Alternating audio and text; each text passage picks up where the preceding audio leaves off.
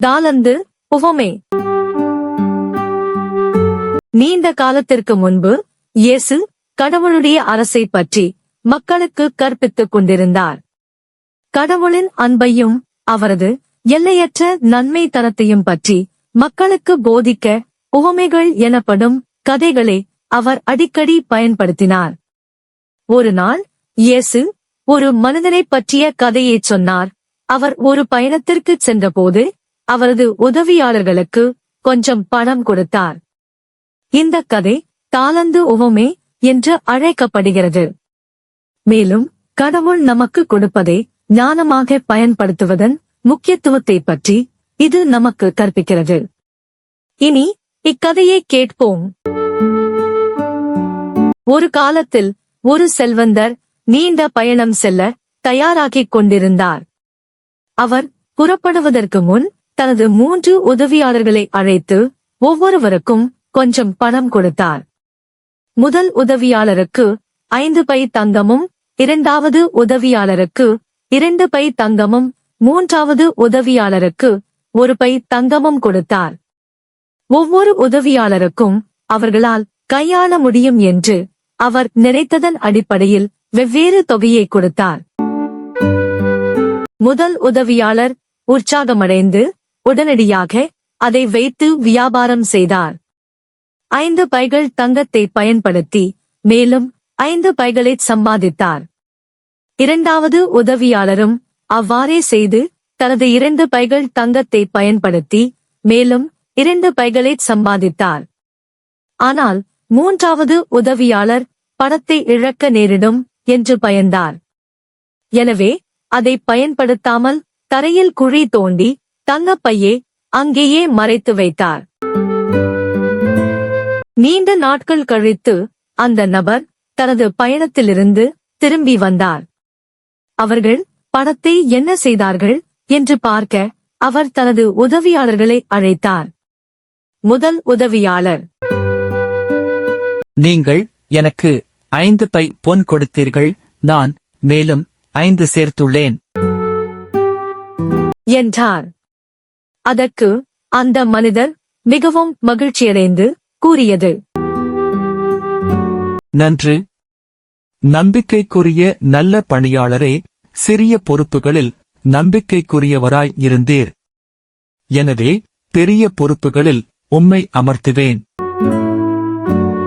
இரண்டாவது உதவியாளர் தலைவரிடம்: நீங்கள் எனக்கு 2 பை பொன் கொடுத்தீர்கள், இதோ பாரும், நான் இன்னும் 2 சேர்த்துள்ளேன் என்றார். தலைவர் மிகவும் மகிழ்ச்சியடைந்து அவரிடம் கூறியது: நன்று, நம்பிக்கைக்குரிய நல்ல பணியாளரே, சிறிய பொறுப்புகளில் நம்பிக்கைக்குரியவராய் இருந்தீர். எனவே பெரிய பொறுப்புகளில் உம்மை அமர்த்துவேன்.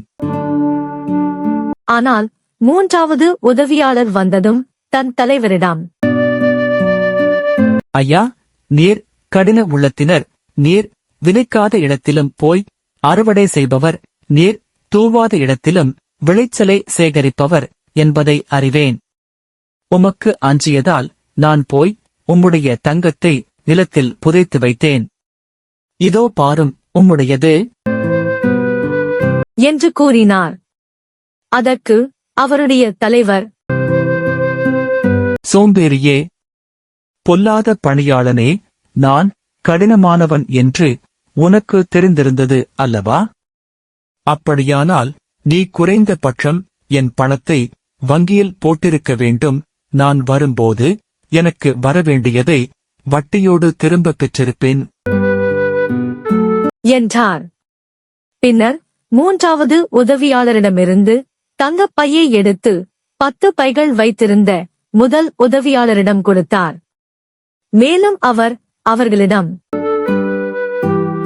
உங்களிடம் இருப்பதை நன்றாக பயன்படுத்தினால் நீங்கள் அதிகமாக பெறுவீர்கள். ஆனால் உங்களிடம் உள்ளதை நீங்கள் பயன்படுத்தாவிட்டால் உங்களிடம் உள்ள சிறியது கூட பறிக்கப்படும் என்றார். மேலும் அவர் கொடுத்த பணத்தை பயன்படுத்தாமல் சோம்பேறியாய் இருந்ததால் மூன்றாவது உதவியாளருக்கு தண்டனை அளித்தார். எனவே இறுதியில் தலைவர் கடினமாக உழைத்த உதவியாளர்களுக்கு வெகுமதி அளித்தார். ஏனென்றால் அவர் அவருக்கு கொடுக்கப்பட்டதை புத்திசாலித்தனமாக பயன்படுத்தினார். ஆனால் தங்க பையை பயன்படுத்தாமல் சோம்பேறியாய் இருந்த உதவியாளர் அதை இழந்தார். நம்மிடம் உள்ள திறமைகள், நமக்கு கிடைக்கும் வாய்ப்புகள் ஆகியவற்றைக் கொண்டு நாம் எப்பொழுதும் நம்மால் இயன்றதை முயற்சி செய்ய வேண்டும் என்று போதிக்க இயேசு இந்த கதையைச் சொன்னார். நாம் அவற்றை நன்றாக பயன்படுத்தினால் நாம் பெரிய காரியங்களைச் செய்யலாம் மற்றும் இன்னும் அதிகமாக நலன்களை பெறலாம். ஆனால் நாம் அவற்றை மறைத்து அவற்றை பயன்படுத்தாமல் இருந்தால் நம் வழியில் வரக்கூடிய நல்ல விஷயங்களை நாம் இழக்க நேரிடும். பொறுப்புடன் இருப்பதும் நம்மிடம் இருப்பதை பயன்படுத்திக் கொள்வதும் முக்கியம் என்பதை இந்த கதை நமக்கு நினைவூட்டுகிறது. நமது திறமைகள் மற்றும் நமக்கு கிடைக்கும் வாய்ப்புகளை நாம் புத்திசாலித்தனமாக பயன்படுத்த வேண்டும் என்பதை இந்த கதை நமக்கு கற்பிக்கிறது. நம்மிடம் இருப்பதைக் கொண்டு நம்மால் முடிந்ததை செய்யும் போது நல்ல விஷயங்களைச் செய்ய முடியும், மேலும் மேலும் நமது திறமைகளை வளர்த்துக் கொள்ள முடியும். இறைவன் நம் ஒவ்வொருவருக்கும் தனி திறமைகளை அளித்துள்ளார். அவற்றை கண்டுபிடித்து அதை வளர்த்துக் கொள்வோம். நன்றி. மீண்டும் அடுத்த இறை அனுபவத்தில் சந்திப்போம். அதுவரை இறைவனில் வளர்வோம்.